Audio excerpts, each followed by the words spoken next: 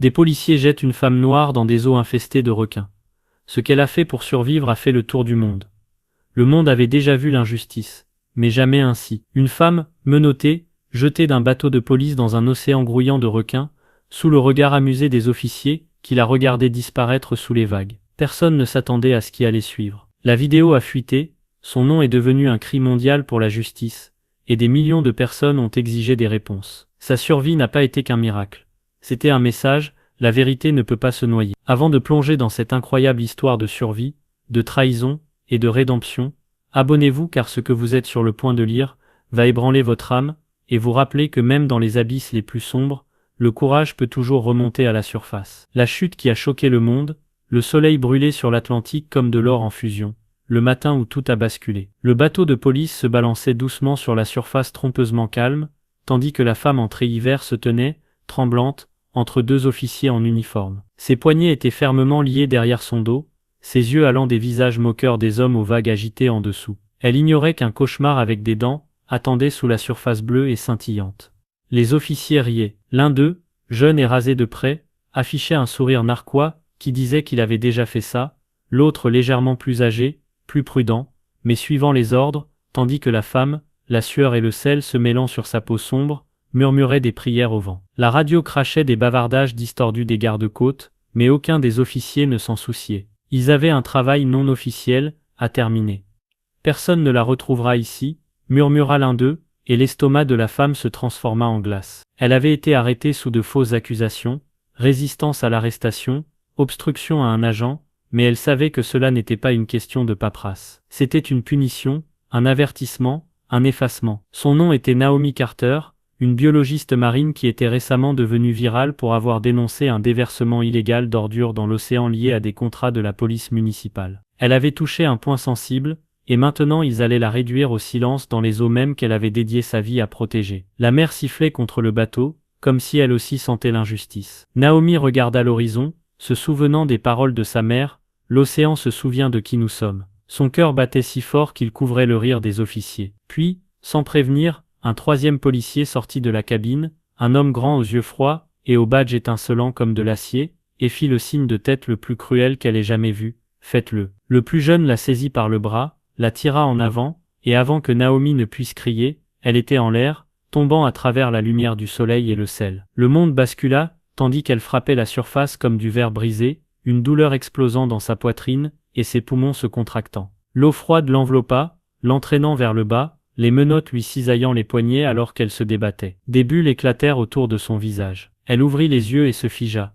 À moins de 3 mètres en dessous d'elle, la silhouette de quelque chose d'énorme se déplaçait dans l'ombre, lisse et prédatrice, tournoyant. Un grand requin blanc. Son corps se tordait dans la lumière, mâchoire légèrement ouverte, comme s'il goûtait sa peur. Le cri de Naomi devint une traînée de bulles. Sur le bateau, les policiers se penchèrent, regardant les ondulations s'estomper. « Je suppose qu'elle ne déposera plus de plainte », ricana l'un d'eux. Mais ils ne remarquèrent pas la GoPro accrochée à la rambarde arrière, toujours en marche, laissée accidentellement par l'un des officiers. La caméra capta tout, la chute de Naomi, la silhouette du requin, leur rire. Alors que le requin se précipitait vers le haut, Naomi tourna instinctivement, se souvenant de ses années d'études du comportement des requins. Ne pas éclabousser, ne pas paniquer, elle se recroquevilla, poussa vers le bas, et donna un coup de pied avec une force contrôlée. Les chaînes lui mordaient la peau, le sang troublant l'eau. Le requin dévia, confus, élargissant son cercle. Elle avait besoin d'air, elle avait besoin de liberté. Mais avec ses mains liées, elle était impuissante, jusqu'à ce que ses doigts frôlent quelque chose de tranchant le long du fond de l'océan. Du métal dentelé, peut-être une épave. Elle se retourna raclant ses poignets contre elle, une douleur brûlante traversant ses veines, le sel piquant les plaies ouvertes. Une autre ombre passa au-dessus, cette fois 2 requins. La panique lui lacérait la poitrine. Elle coupa à nouveau, plus fort et soudain les menottes s'ouvrirent. Ses poumons réclamaient de l'air à grands cris. Elle donna un coup de pied vers le haut, avec toutes les forces qui lui restaient, brisant la surface avec un halètement si bruyant qu'il lui déchira la gorge. Le bateau avait disparu. Seulement de l'eau libre, infinie et silencieuse. Les requins étaient toujours en dessous, tournoyant comme des fantômes. Elle se tourna lentement, les yeux brûlants, scrutant l'horizon à la recherche de terre, de lumière, de quoi que ce soit. Et puis elle le vit. Une forme faible, peut-être une bouée, peut-être l'espoir. Elle commença à nager, chaque coup une guerre entre l'épuisement et l'instinct, tandis que sous ses palmes, des lames fendaient l'eau. Les heures passèrent, le soleil brûlait, sa peau était à vif. Chaque respiration avait le goût du sel et de la peur. Au moment où la nuit tombait, elle avait perdu tout sens de l'orientation. Elle se murmurait son nom, encore et encore. Naomi Carter, Naomi Carter, comme si le dire pouvait la maintenir en vie. Quelque part au loin, un éclair déchira le ciel, illuminant la mer comme une blessure. Et dans cette lumière fugace, elle vit quelque chose qui lui arrêta le cœur. Une fusée éclairante rouge scintillait près de l'horizon. Un navire, l'espoir. Mais derrière elle, l'eau ondula de nouveau. Plus proche. Cette fois, l'aileron dorsal sombre fonçait vers elle, comme un couteau à travers la soie. Naomi se retourna, sa voix se brisant alors qu'elle criait dans la nuit. Pas comme ça. L'océan avala son cri, puis l'impact. Des dents, de l'eau, de la douleur. Mais elle ne disparut pas. Elle se battit. Elle donna des coups de pied, elle mordit en retour avec le désespoir de quelqu'un qui refusait de mourir inaperçu. Quelque part sous le chaos, la voix de sa mère résonna à nouveau. Douce, stable, immortelle. L'océan se souvient de qui nous sommes. Et Naomi, avec le monde se refermant autour d'elle, réalisa qu'elle ne combattait pas la mer. Elle était en train de le devenir. Le message qui ne pouvait pas se noyer, la nuit se mua en aube, l'horizon saignant d'un orange pâle, tandis que le corps meurtri de Naomi flottait entre la survie et la reddition. Chaque souffle était une bataille, chaque battement de cœur un défi au destin. Son corps tremblait violemment, son esprit à moitié perdu dans le rythme des vagues, mais son esprit refusait de sombrer. Quelque part au fond d'elle, la scientifique murmurait des stratégies. La survivante hurlait « Continue ». Le sel avait transformé ses blessures en feu. Ses poignets étaient à vif à cause des menottes brisées, et sa gorge brûlait d'avoir avalé de l'eau de mer. Pourtant, en regardant autour d'elle, elle réalisa quelque chose à la fois terrifiant et miraculeux. Elle était entourée d'ailerons. Mais les requins n'attaquaient pas. Ils tournaient autour d'elle comme des gardiens, leurs formes noires glissant dans l'eau, curieux plutôt que prédateurs, attirés par son sang, mais retenus par quelque chose qu'elle ne pouvait expliquer. Peut-être était-ce son immobilité. Peut-être son énergie. Elle ne savait pas, mais elle le sentait. L'océan l'avait acceptée. La même mer destinée à la tuer la maintenait maintenant à flot. Le soleil monta plus haut, battant sans relâche alors qu'elle continuait de nager vers la fusée rouge clignotante qu'elle avait vue des heures auparavant. Chaque muscle criait, le courant la tirant en cercle imprévisible. Le temps n'avait plus de sens, seulement le rythme de souffle éclaboussure, poule. Des heures plus tard, elle aperçut des débris du bois éparpillés, un morceau de canot brisé, et une glacière flottante. Elle attrapa la glacière de main tremblante, se hissant partiellement hors de l'eau, toussant violemment en halètant. À l'intérieur se trouvaient des blocs de glace fondue, une bouteille vide, et un étui de téléphone étanche, avec un voyant rouge clignotant. Son cœur bondit. Elle l'ouvrit d'un coup.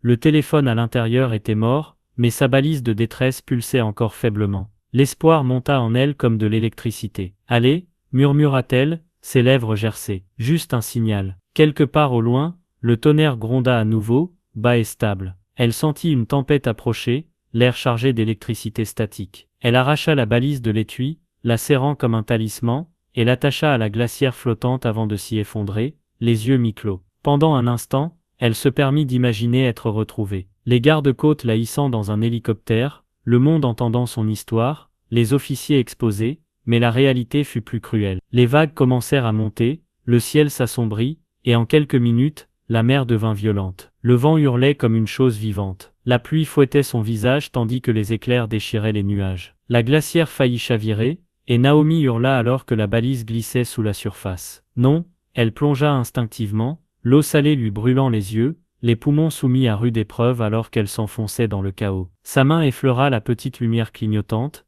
et elle la saisit juste au moment où une vague massive la projetait vers le bas. Le monde devint un flou d'écume et d'obscurité. Quand elle refit surface, allaitante, la tempête avait déchiré la mer. Des vagues immenses la ballottaient comme une poupée de chiffon, mais elle ne lâcha pas la balise. Quelque part dans la folie, elle crut entendre un moteur, un rugissement lointain et faible. Mais lorsqu'elle se retourna, elle ne vit que des ombres et des éclairs.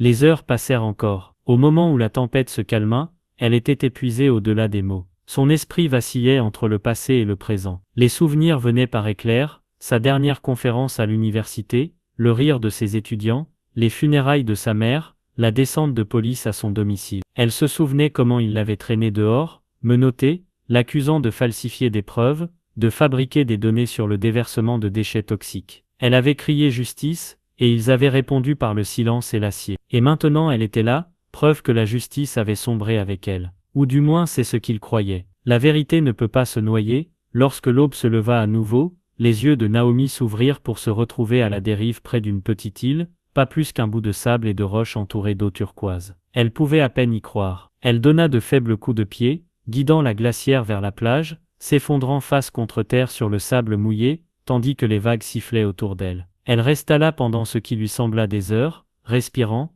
tremblant, vivante. Les requins ne l'avaient pas suivie. La mer était calme à nouveau, presque respectueuse. Naomi se roula sur le dos, fixant le ciel, des larmes se mêlant à l'eau de mer. « Je n'ai pas fini » murmura-t-elle. Elle se traîna jusqu'à la limite des arbres, où les palmes offraient de l'ombre, et commença à chercher tout ce qui pouvait être utile. Bois flotté cassé, coquillages, algues. Elle construisit un petit abri, son esprit travaillant mécaniquement. Les instincts de survie qu'elle avait enseignés en classe étaient maintenant sa seule réalité. Elle trouva des noix de coco, les cassa avec une pierre, but l'eau, et essaya d'allumer un feu en utilisant ses menottes cassées comme étincelles contre une pierre. Cela prit des heures, mais quand la flamme prit enfin, elle pleura. Non pas à cause de la fumée, mais à cause du miracle.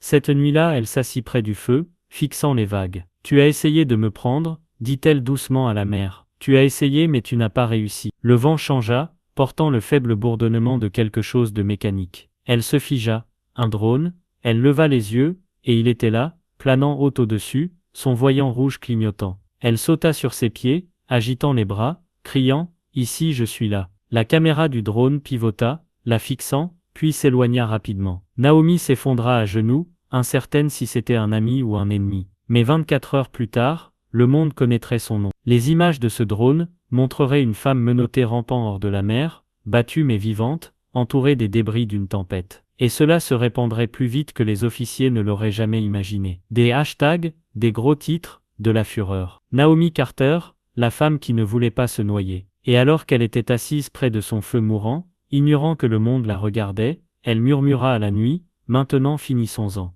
Révélation, au moment où Naomi ouvrit les yeux le lendemain matin, son monde avait déjà changé pour toujours, bien qu'elle ne le sache pas encore. À travers l'Amérique et le Royaume-Uni, des millions de personnes regardaient le clip viral du drone de la femme qui avait survécu à l'impossible. Des hashtags comme « Naomi est fille vivante » et « à justice » pour Naomi explosaient sur les réseaux sociaux. Les présentateurs de nouvelles rediffusaient les images glaçantes de sa chute et de son évasion miraculeuse. Tandis que le département de police s'affairait à nier toute implication, sur l'île, Naomi fixait l'horizon, le son d'un hélicoptère lointain devenant plus fort jusqu'à ce que l'ombre passe au-dessus d'elle. Le sauvetage. Elle chancela, agitant les deux bras, alors que l'équipe de secours descendait. En quelques minutes, elle fut soulevée en l'air, l'océan rétrécissant sous elle, tandis que des larmes striaient son visage brûlé par le soleil. Dans l'hélicoptère, un secouriste lui tendit doucement de l'eau, demandant « Vous êtes en sécurité maintenant, madame. Qui vous a fait ça ?» La voix de Naomi se brisa alors qu'elle murmurait « Les gens censés me protéger. » Quelques heures plus tard, dans un lit d'hôpital, entourée de flashs d'appareils photo et de journalistes criant des questions, elle réalisa que le monde avait déjà transformé sa survie en un mouvement. Son histoire n'était plus seulement la sienne, c'était celle de tout le monde. Quand elle vit la vidéo des policiers riant en la jetant par-dessus bord, tout son corps trembla. Non pas de peur cette fois, mais de résolution. « Ils voulaient que je disparaisse », dit-elle à la presse. « Mais j'ai appris quelque chose là-bas. L'océan peut avaler votre corps, mais la vérité flotte. » En quelques jours, des manifestations mondiales éclatèrent. Les officiers furent suspendus. Et Naomi, toujours faible, mais inébranlable, regarda les caméras et dit « Ce n'est pas une vengeance. C'est une révélation. » La cour et l'hérita, la salle d'audience était bondée, les caméras clignotaient, les voix bourdonnaient de tension lorsque Naomi Carter entra, vêtue d'un simple tailleur noir, ses poignets toujours marqués par les menottes qui avaient failli mettre fin à sa vie. Sa présence fit taire le bruit, son calme plus puissant que toute rage. Dehors, des foules s'étendaient sur des kilomètres, brandissant des pancartes qui disaient « Justice pour Naomi, et la vérité ne peut pas se noyer ». Pendant ce temps, les officiers qui s'étaient moqués d'elle étaient assis à la table des accusés, leurs visages pâles, les yeux creux, leurs badges retirés. Des semaines s'étaient écoulées depuis son sauvetage. Des semaines de rétablissement, d'interviews, d'enquêtes et de révélations. Chaque image de la séquence virale analysée, chaque seconde de leur cruauté exposée. Et maintenant le monde attendait de voir si la justice ferait vraiment surface. La procureure, une femme vive et implacable nommée Dana Moore, se tint devant le jury, sa voix ferme alors qu'elle diffusait la vidéo de la GoPro une dernière fois. Des halètements remplirent la salle d'audience, alors que le son des rires résonnait dans les haut-parleurs, suivi de l'éclaboussement qui avait failli mettre fin à la vie de Naomi. L'officier le plus âgé tenta de détourner le regard, mais le regard froid du juge le força à regarder. Naomi ne pleura pas cette fois, elle avait déjà versé toutes ses larmes en mer. Quand vint son tour de parler, elle se leva lentement, faisant face au jury avec des yeux qui contenaient à la fois douleur et détermination. « Je ne suis pas ici parce que j'étais courageuse, » dit-elle doucement, sa voix portant à travers chaque microphone. « Je suis ici parce qu'on m'a laissée pour morte et que j'ai survécu. Je n'ai pas nagé pour survivre. J'ai nagé pour être entendue. Et j'espère que chaque personne qui a été réduite au silence s'en souviendra. Ils peuvent vous jeter dans l'obscurité, mais ils ne peuvent pas noyer la vérité. » Un silence s'installa dans la salle. Même le juge réprima son émotion. Dehors, le tonnerre roulait faiblement sur la ville, comme si le ciel lui-même écoutait. Puis, alors que le chef du jury se levait, le monde retint son souffle. « Nous déclarons les accusés coupables de tous les chefs d'accusation. » La salle d'audience explosa. Les journalistes se précipitèrent. Les gens sanglotaient. Les officiers s'affaissèrent tandis que leurs menottes se refermaient. Le même son qu'ils avaient utilisé autrefois pour mettre en cage des innocents. Naomi n'a pas applaudi. Elle ferma simplement les yeux et murmura pour eux tous, pensant à ceux qui n'avaient pas survécu pour raconter leur histoire. Dans les mois qui suivirent, son visage apparut sur des couvertures de magazines, des talk-shows, des documentaires. Elle devint un symbole non seulement de survie, mais de responsabilité. Sa célébrité virale évolua vers la défense des droits. Elle fonda une organisation appelée le Projet Surface, dédiée à l'exposition des abus cachés par les forces de l'ordre et à l'amplification des voix inaudibles. À chaque rassemblement, chaque discours, elle rappela au monde cette vérité obsédante qu'elle avait apprise dans les profondeurs, que le silence est la véritable noyade. Mais l'histoire ne s'arrêta pas là. Une nuit seule sur le rivage de sa ville natale, Naomi contemplait les vagues éclairées par la lune, le son de l'océan doux et familier. Elle enleva ses chaussures, marcha pieds nus dans l'eau froide, et murmura à la mer, « Tu as essayé de me prendre, mais tu m'as rendu mon but. » Une petite vague toucha ses pieds comme pour répondre, et elle sourit à travers ses larmes. Derrière elle, sur une jetée voisine, un groupe de jeunes manifestants tenait des bougies, scandant doucement son nom, leur lumière se reflétant sur l'eau comme des étoiles. Naomi se tourna vers eux, sa voix calme mais féroce. « Ne les laissez pas enterrer votre vérité. Ne les laissez pas écrire votre fin. » Les caméras capturèrent ce moment, et il devint viral à nouveau. La femme qui avait été jetée éclairait maintenant le chemin pour les autres. Les policiers furent emprisonnés, des réformes commencèrent, et le monde changea un peu parce qu'une femme refusa de sombrer. Et alors que le générique final de son histoire défilait sur chaque écran et dans chaque cœur, un écho demeura intemporel et défiant, l'océan se souvient de qui nous sommes. Alors avant de faire défiler ou d'oublier cette histoire, abonnez-vous. Non seulement pour vous souvenir de Naomi, mais pour vous souvenir de ce à quoi ressemble le courage lorsque le monde essaie de le noyer.